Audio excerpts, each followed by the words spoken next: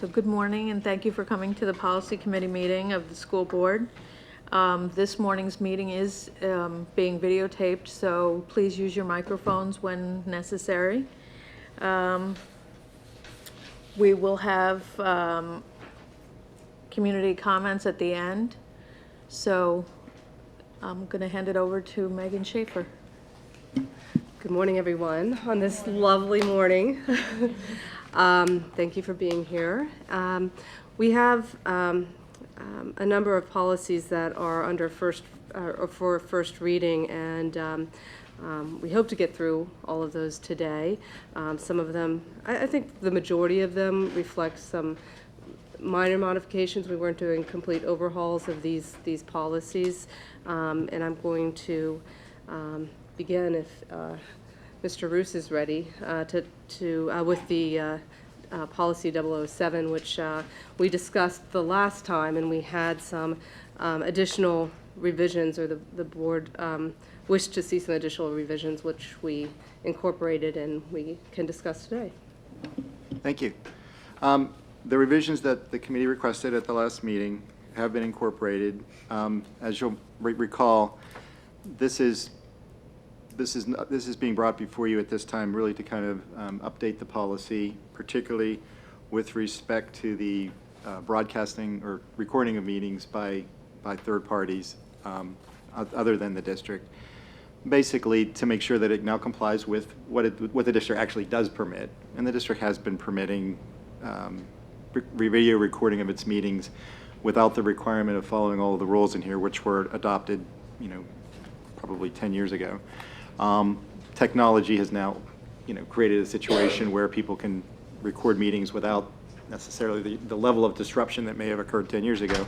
So this is updated to reflect that, and to basically, it's also, at your request, it was indicated that in the agenda that people know that could be being recorded by someone, sitting very close to them, so that they need to be aware of that, just in case they say things what they think is they're saying, making a private comment to the person sitting next to them, to make sure they're aware that that comment could be picked up by a recording device, so that people can just make sure they're being very careful. Other than that, it also just a little bit of fine-tuning with respect to those, and it's been very rare occasions where there has been editing of a rebroadcast to preserve student confidentiality, and it's to make it just clearer and easier what that process is. Are there any questions? Yes, Ken, I wasn't here at the last policy meeting, and I apologize for that, but I just was questioning where it says dates. Do we have to definitely state a time when the meeting is going to occur? You do, yes. Okay. Now, you can, within that, there's flexibility if you need to change the date or well, not try the date, but there's a little bit of flexibility with respect to the time. If you need to push something off a half an hour, you can, that's, but no, there needs to be a time. You don't want to, and you never want a situation where you've advertised a meeting for a specific time and then you end up starting it earlier than you advertised. It's one thing to push it back half an hour. It's another thing to start a meeting before you said you were. Okay, now it's just because it says it's a designated district location, so I was just thinking that the designated stated time for the meeting would be the same kind of language. Oh, I see what you're saying. Are you talking about in the very... In the very, very beginning, where it says dates. Well, we do say normally held. You don't need to put that in the policy, but it's probably helpful for someone who isn't... No, there's no requirement that you state that 8 p.m. in your policy. You could say the designated time and date. It's just historically always been 8 o'clock on the third Monday. But it's not required that it be in there. Okay. Just think maybe if somebody's looking at that, trying to find out when a meeting is, although it's a kind of odd place to find. You would more likely go to a calendar, but I guess if somebody was looking at the policy to find out when meetings usually occur, they could, I don't know. I was just trying to. It's your prerogative. If you want the flexibility to be able to change the, if you decided next month, okay, from now on we're going to have our meetings at 7:30 rather than 8. you can do that. You have the power to do that. Would you then change the policy to, yes, the answer is yes. What this does is it kind of makes it a policy decision to change your time as opposed to just a scheduling prerogative, I guess. Does that make sense? That makes sense.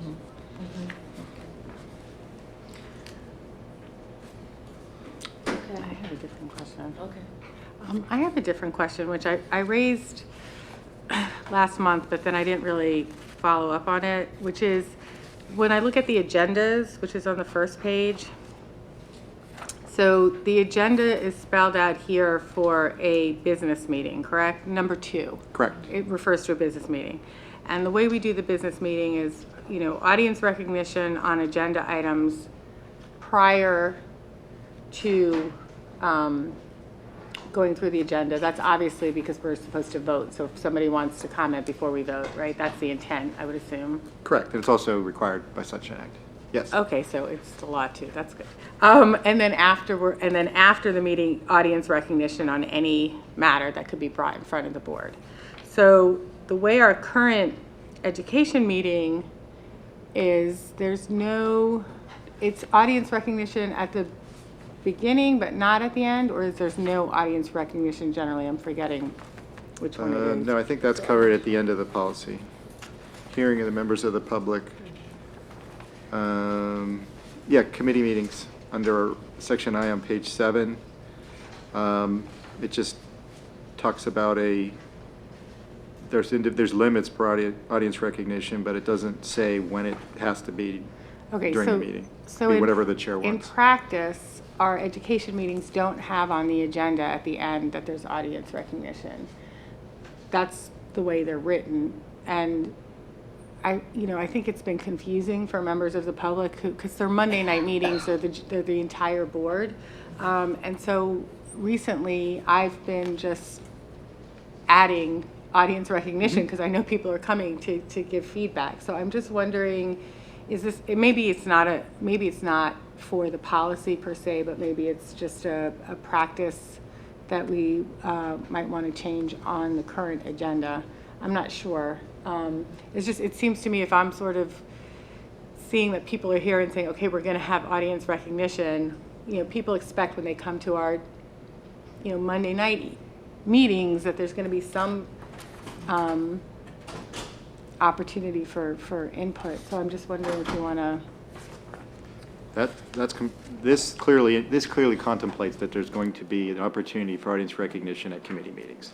Okay, so it however you sounds like wanna it reflect really that. is just a practice that I can talk to Denise LePere about in terms of the agenda. Okay, then that's what I'll do, as opposed Also, to. the agenda for this meeting as well, because this doesn't specifically state audience recognition, although you Right. historically always have allowed We it. have historically, I just think it's confusing for members of the community when they come to those Monday night meetings. They're sort of used to, if you have something you want to say on the agenda, you do that before the meeting, and then if there's something you want to say more generally, you do it at the end of the meeting, and I just think it's very confusing for people. Yeah, I agree, Melissa. I'm wondering if, so then for education meetings, we recognize audience members at the beginning, prior to the presentation?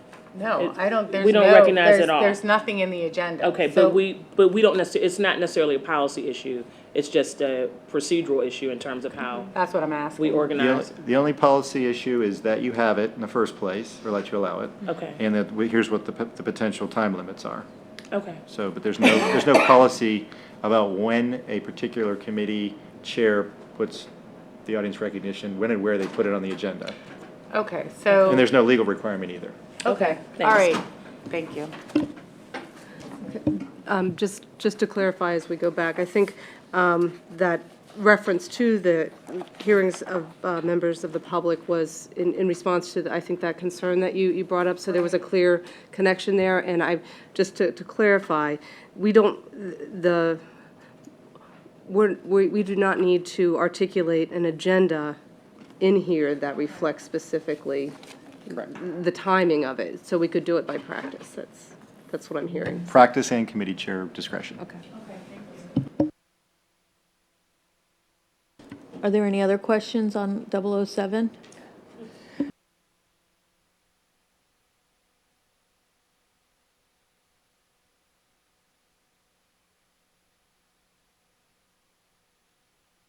Okay, hearing none. We're going to move to our next policy, Policy 107, and there was a handout or some additional revisions that were made since the packet was issued, and everyone should have a copy of that in front of them. Some additional fine-tuning. So I'm going to turn this over to Dr. Marseille to talk a bit about the revisions in 107 that are proposed. Sure. Good morning. This, and you've had the opportunity to read this, policy talks about ensuring that every course that we teach have a course guide.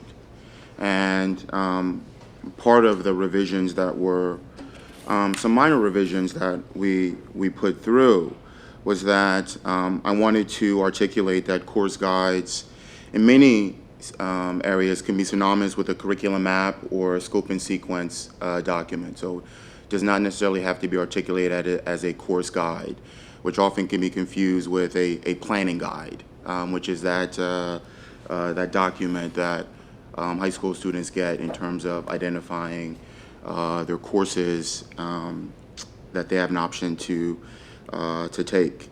I wanted to remind the board that prior to me taking the position as Director of Secondary Education in 2011, the curriculum team has, prior to that, were heavily involved in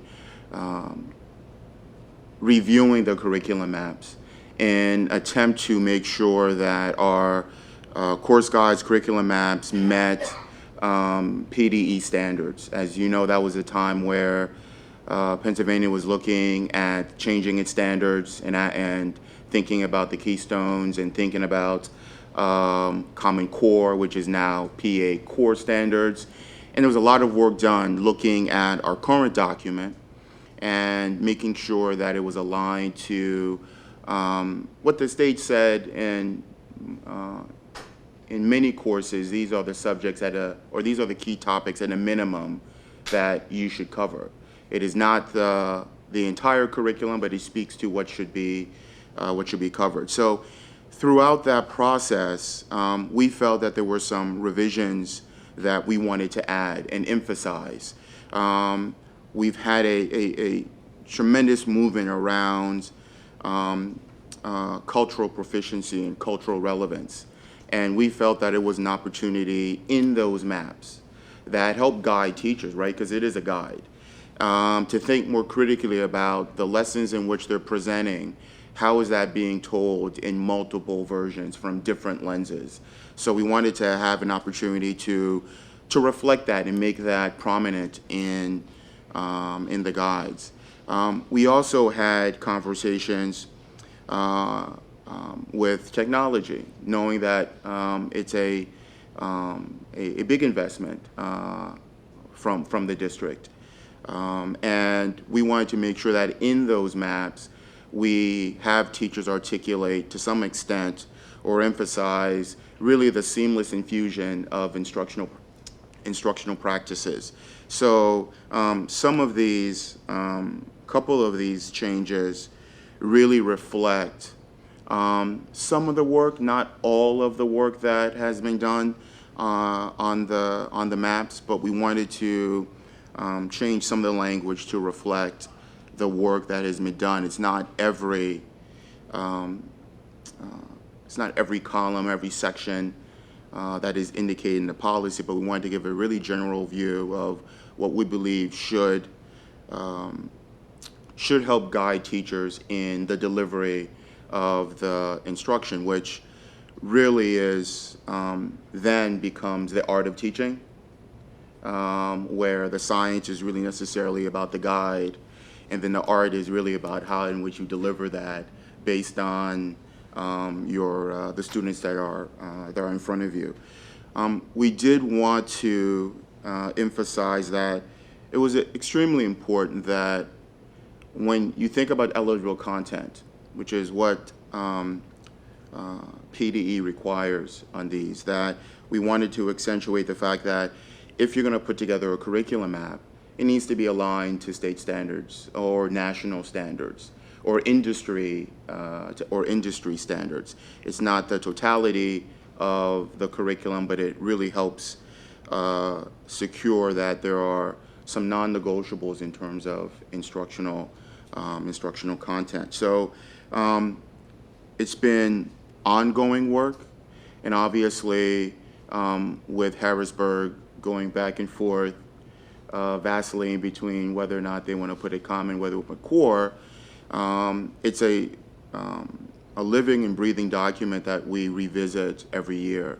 And that's a costly venture, because we're talking about ensuring that there's appropriate time, that professionals have to take a look at this roadmap, for lack of a better term, or this guide or curriculum map, and think about, well, how did that really look in 12-13? I had it in front of me. I taught for 183 days, or it's on the calendar. Did we meet our objectives? Were there things that weren't covered as much as I wanted to cover? Did we extend it too far?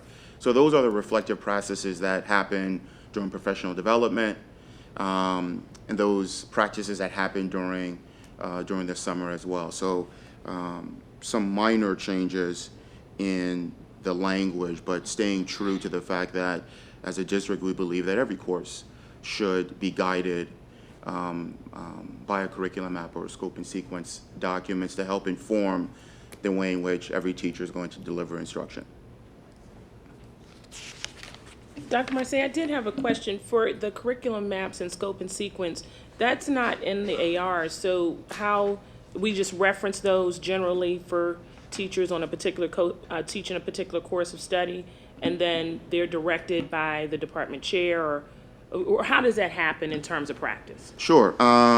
Every teacher has access to their curriculum maps. And the reason why we reference curriculum map or scope and sequence, because there are, the maps vary in terms of, and there are several, they vary in terms of giving you a big picture about some core content that students should follow. And then they get a little bit more specific in terms of the skills, the objectives, the essential questions, the interventions that are put into place, some of the formative assessments. So on the staff side of our website and in shared folders, teachers do have access to all of their maps, and that helps guide their practice, and it really helps principals and assistant principals inform exactly as they're going through and helping to support teachers. It helps as a guide for them as well to see exactly what is the scope of the work that's being done, when is it being, and when is it being instructed. One follow-up, lesson planning in practice. How do our new teachers know what the expectation is on each level? We currently have a lesson plan policy. That policy is expected to be up for review and will be presented to this committee.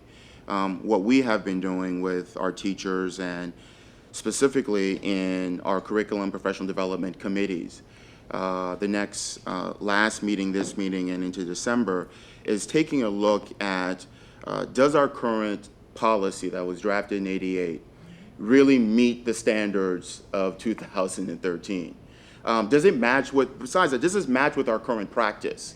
And not only that, but as you know, we have Act 82 and the Danielson framework that helps guide teacher practice and really ask teachers to be a lot more reflective about and intentionality about what they do, how they do it, and its connection to each student.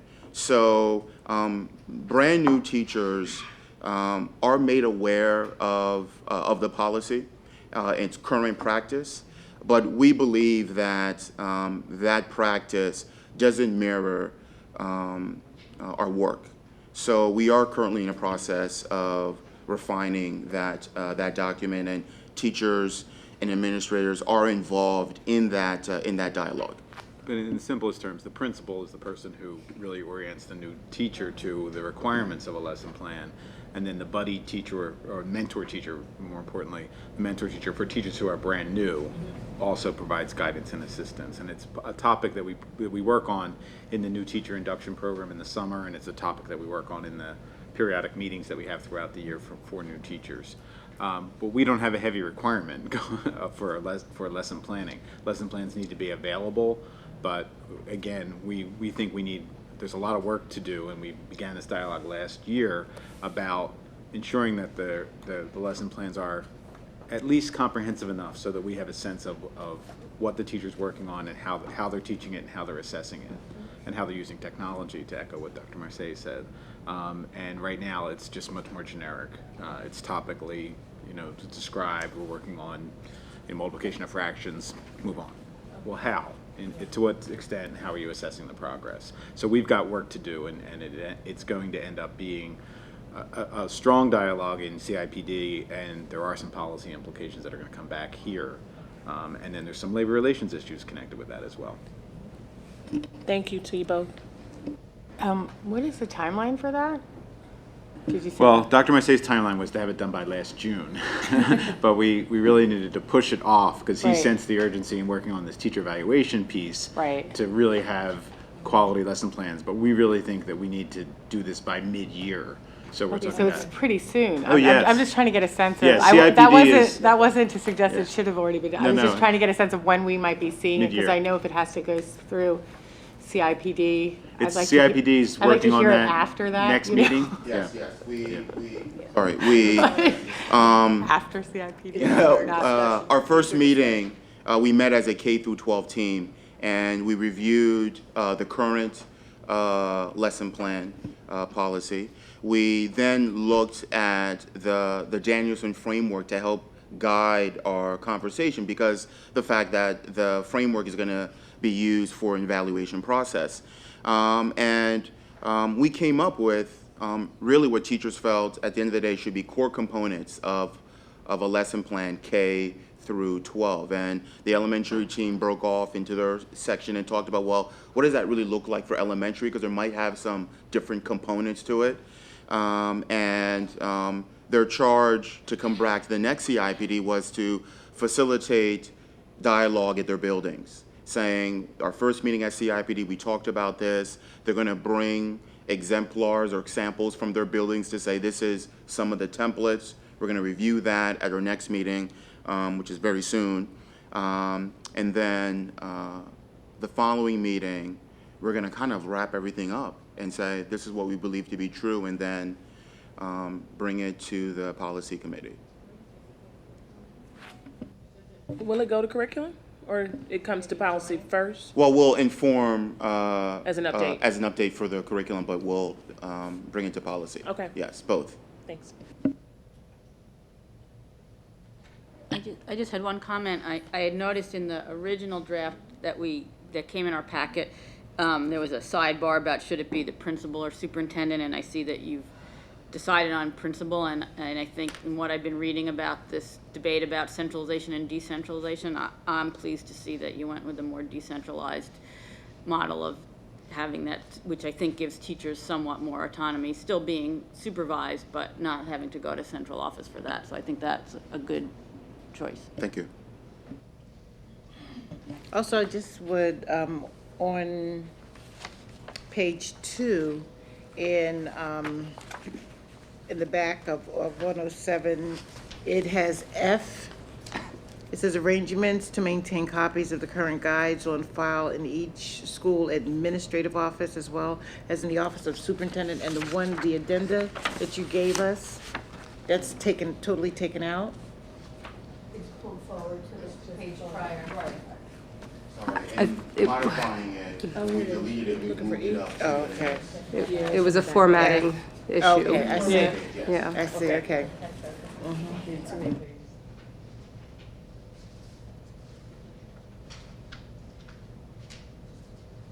Any other questions? Are there any other questions? Okay. Okay, well, we'll keep moving this forward. And I'm, again, deferring to Dr. Marseille, who took a look at these more curriculum-aligned policies for us, which include the next three, 108, 109, and 110. And I think these reflect some revisions, as well as I think Mr. Roos also had suggested some language to be added. But Dr. Marseille, any additional comments on those? I don't have any additional comments in terms of the language change. We've been very fortunate. The board's been very supportive in terms of not only the adoption of courses, but in support of the adoption of the textbooks and other curriculum materials. So we really, more so than other places, try to provide a really rich opportunity for teachers in terms of resources. And I think that speaks to our achievement and our work in this district. So this policy just, for me, just speaks to not only are we fortunate, obviously, to have the basic textbooks that our teachers need, but there's a myriad of supplemental resources that are available for teachers that are obviously board approved. And in addition to that, teachers have the autonomy to, when they find items I think that connects to their curriculum, they're bringing to do that. But we want to make sure that, you know, it's a resource that we fundamentally provide for them to implement the curriculum with fidelity. So I don't have any major comments unless I'll answer questions if they come up. I don't have a question on the policy per se. I think the updated language is fine. I did have a question in terms of, or you to overview with us again, Dr. Marseille, how we make the decisions in terms of updating textbooks.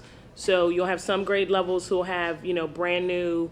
History Alive is one that comes to mind because I have a middle schooler. And then you have, you know, other students coming through that, you know, have a much more dated textbook. So how, you know, what does that look like when parents are thinking about, well, you know, why does one of my kids have, you know, this new curricula and another has this older one?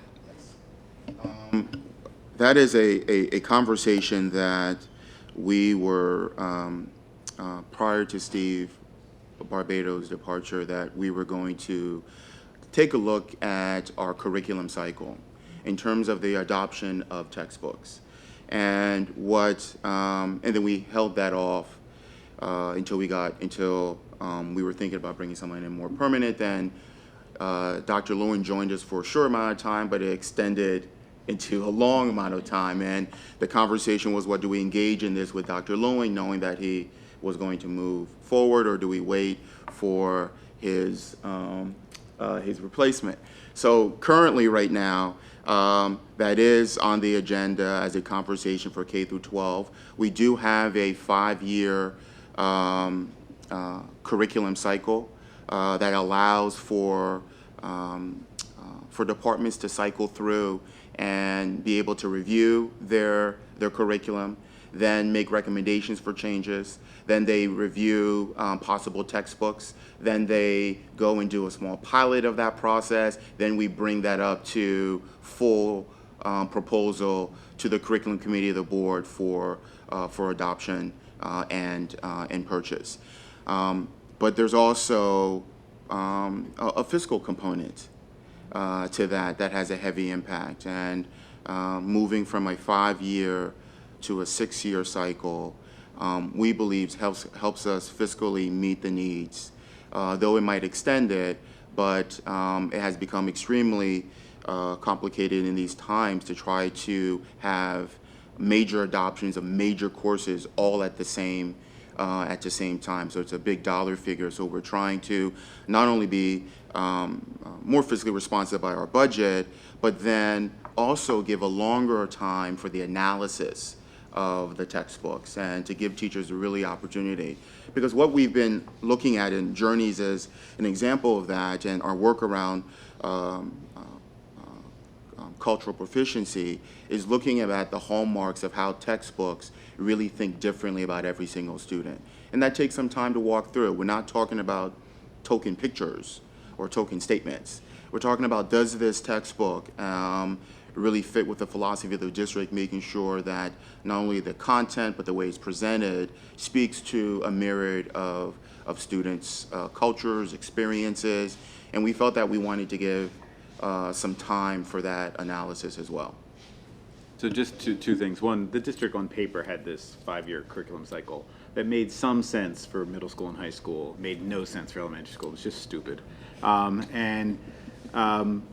When you invest in an elementary school curriculum decision, it takes a couple of years to make the decision. It takes several years. And the example of Journeys is we're in the 3rd year of Journeys, and we've worked through the logistical pieces of doing Journeys. And this year we embedded Journeys with a whole lot more culturally relevant texts. So it's a better curriculum than it was the 1st year and the 2nd year, and now we're in the 3rd year. Hopefully we're going to get 5 or 7 years out of Journeys before we think about implementing it. The other thing that's changed dramatically since the district had adopted this 5-year cycle in 2007 was that when we buy a textbook, we're not buying a textbook, we're buying a program.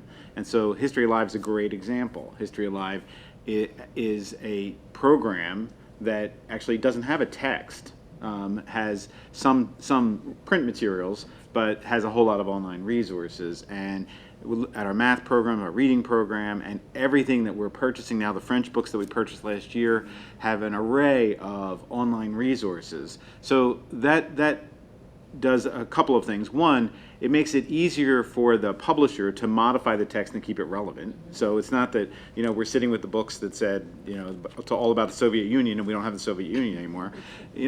That was a real thing. That goes away when we have online resources. So that's a good thing. It means that we can probably stay with things like History Alive for a longer period of time. But it takes longer for us to learn them and really fully implement them. Because they're much more interactive and they require the teacher to learn a lot more things. It's not that there's a book and a teacher's guide. There's a book or books or supplemental print materials and a teacher's guide, but the teacher's guide is online, and the work that kids are doing and the work that parents are doing with kids sometimes is online as well. So that kind of stretches out the cycle, and we're kind of dealing with those realities. And I don't know how this would be addressed, or if it even can be addressed. But from just as a parent, the way we implement the changes is at least it's you go elementary school, then we went to 6th grade, right, and we keep going up. But the kids who just missed the changes Right. are hitting the older curriculum all the way through. So do you know what I'm saying? So I don't know if there's a sense of being well. If you implement some at one level and some at another, so at least one child going through. There were other high school curricular changes done in the last few years that those Right. kids are going to hit. Right. And they are hitting them. They're hitting them in math. They're hitting them in science. So there are other things. But yes, we were building up, and there was this group that had the old math program and the old reading program. And had the old social studies program, but when we get to high school, and maybe Dr. Msay can point to some examples. There are places in high school where we have. Oh, I know we have been revising the curriculum Right. all along. I mean, I've been here. I realize that, yeah.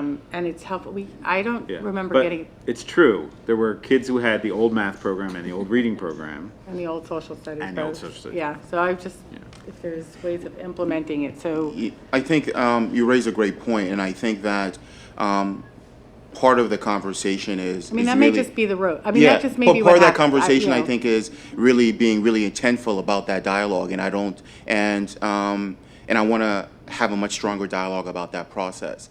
And I know that there were things that came up within a curricular program that wasn't necessarily forecasted, where we had to go to this change, which then kind of threw the sequencing out of sync.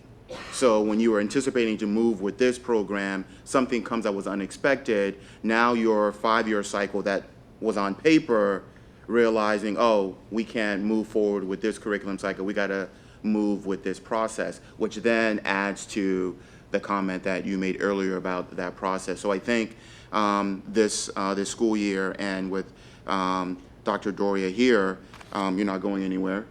Okay. the conversation, the conversation is going to be more intentful in terms of making sure that we try as much as possible to address all of those questions.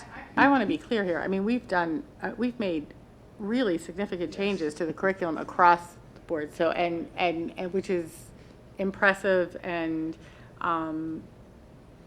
so I don't want to, we've been making a lot of changes, and I think for the better. And I know that we're talking about changes all the way through. So I just was wondering on that kind of timing issue. But the other timing issue, like in elementary schools, because we did math and reading, and now we're doing science, we've just kind of put little Band-Aids on social studies in elementary school. Yes. So now middle school, the sixth graders have the new History Live program, but like that's still out there. And the reason why the K-12 5-year cycle was not appropriate for elementary schools is because the elementary teachers teach all the subjects. So you can't have the same teachers doing a review and planning and implementation of every subject every year. You can do that when you have separate content areas. People can take a role in different things, but it's not something you can sustain in elementary schools. And the elementary teachers have gone through an awful lot of change in the last several years, and we know social studies is out there, and it's not where we want it to be. I had a question about the policy, and Dr. McGinley's comments talked about it. When you talk about textbook, is there some way in the AR or something to explain, because I was confused that if you were referring to actual paper textbooks or this broader e-textbooks and other stuff, and is there some way to make it clear that this is not, we're not just talking about old-fashioned? Yeah, I think we can do that. I was a little confused And about it's a great point, because Dr. McGinley and I were having a conversation thinking about our strategic plan and talking about what will Lower Merion look like 10 years from now. And it brought up, and that made me think that with technology moving so quickly, that the terminology textbook is different now. So definitely will be different years from now. So I think you're right that we'll make some language that addresses Or even just addresses like an that. asterisk, textbook is defined broadly to include a Okay. variety of learning tools or something. And my other question was, when we're talking about this cycle, what do we do when we discard old-fashioned textbooks or other stuff? Is there a way that we can make that available to other schools that maybe are being more drastically hit by budget issues, that could even, our older stuff would be better than having nothing for them? We have offered textbooks that we saw as useful. I mean, there are some things that are out of date, that are just completely inappropriate. But when we replaced the math textbooks, we kind of made known that they were available. And there were some other schools who asked us for some quantities of them, and we actually ended up shipping some somewhere out of the country. I forget where, but we did send them on, and we had collected them because we had hundreds and hundreds of these books, and they were a basically sound course of study. And so some school without resources or with very, very limited resources could be helped by that. So we have moved them along. But then there are times when we just decide this is just something we need to, yes, no one should have this for a whole variety of reasons, because it's just outdated, or it communicates things that are just not at all appropriate for this day and age.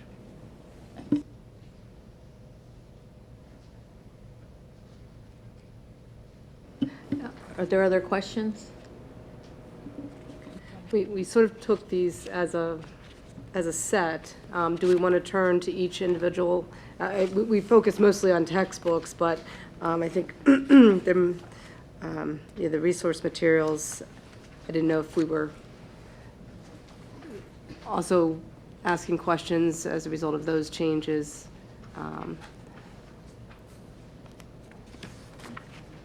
And I just want to echo that. I think that our learning centers or media centers do an outstanding job of providing these resources, and our librarians do a really great job in making sure that our media specialists do an outstanding job in ensuring that, in addition to the textbooks or the e-books or other resources, that their supplies and materials support and enhance the curriculum as well.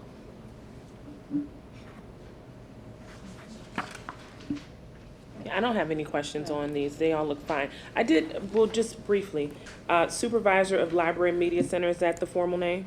I'm looking on page, I guess it's 1, but policy AR 109, page 1. So you have, is Right. that the right name? Yes? No, and that's a good question. And what I wanted to say generally about these policies, I think with respect to the ARs, we'll take a closer look at those between now and the next time we bring these forward to make sure that everything's aligned and there's some consistencies in light of some of the changes we've made here, but that's an excellent point, and we'll make that Okay, so they'll revision. stay on our docket until we review them more thoroughly. Right, Okay. right. We'll make sure that any changes are reflected, and you'll see those changes to the AR as well. Okay, thank you.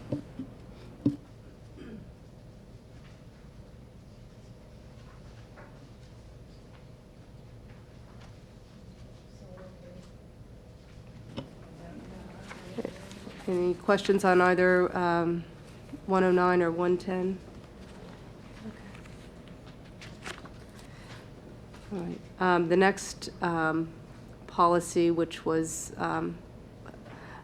hadn't been reviewed in quite some time, but Mr. Roos brought up an excellent point to our attention around how things have changed and options or other, I guess, going back to the electronic, expanding the definition and under textbooks, we have a similar situation here. So I'll let Mr. Roos speak to that.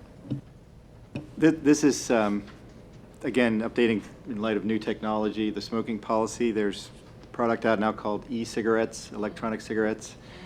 I seem to be the only person that never heard of these things until about a month ago. And then, so basically this is just to kind of plug a hole in your smoking policy because they're not really covered. And they look, if you've ever seen them, they look exactly like cigarettes. If you want to, if you can see a picture of this from here, they pretty much look exactly like cigarettes. Anybody wants to see? Yeah, they do. They have. They're just, and some of them have nicotine, some of them don't. So there's no.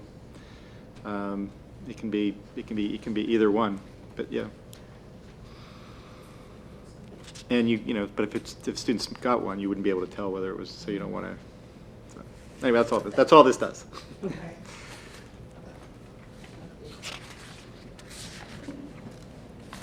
Can I have a question Dr. about that?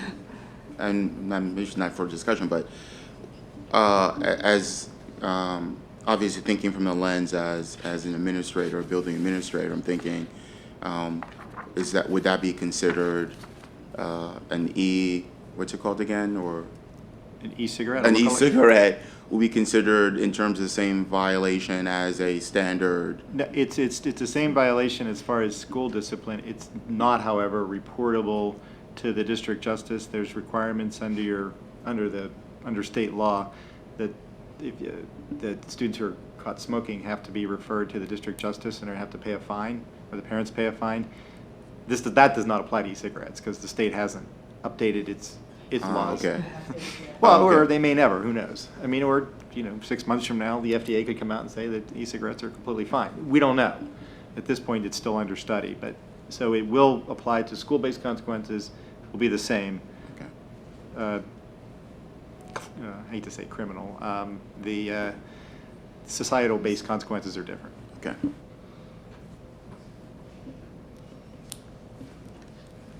Any questions? Okay. All right. Moving on, for the second reading, we're moving forward with the policy 806, which was up for a first reading at our last business board meeting. I don't recall or didn't note any recommended changes from the full board, so we'll move forward with the second reading on that policy. And just to remind audience members as well as the board, there were some modifications to that policy to extend it to include or to give more specific guidance to the administration with respect to volunteers. and how to screen, and what types of volunteers would be required to undergo screening and background checks. So.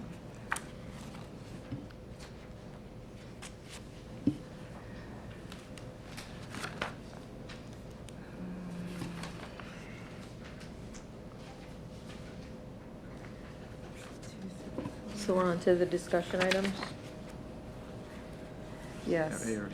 Oh, the ARs, the AR 235 was also amended, a minor revision to connect to the 815, policy 815 that we just discussed. So it's a cross-reference there, again, to address the local student disciplinary consequences.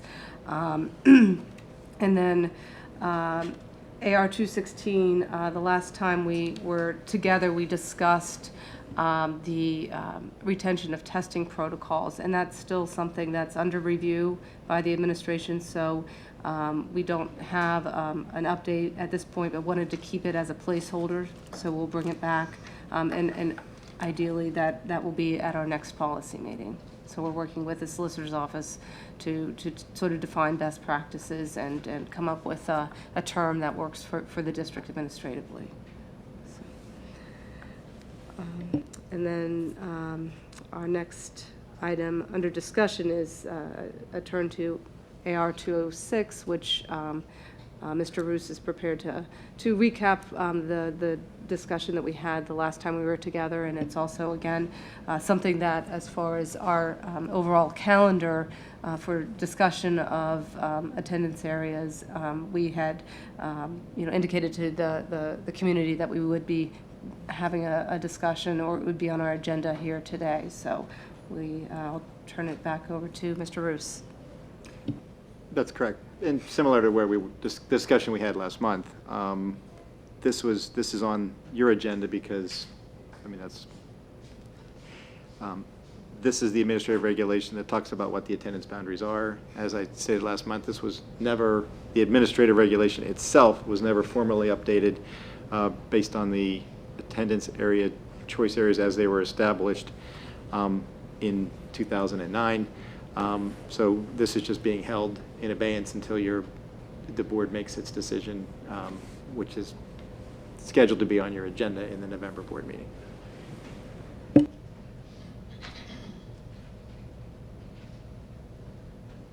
Okay, I think that we went through all our items on the agenda. If anybody has any audience comments, you can come in and sign in with Megan Schaefer. Okay, I think we are adjourned. Thank you. Oh, when's the next meeting? When's the next meeting? It's November, first week of November. My phone is dead. November 8th, Friday, November 8th. Friday, November 8th at 8:30 a.m. in this room. Thank you. Now we're adjourned. Okay.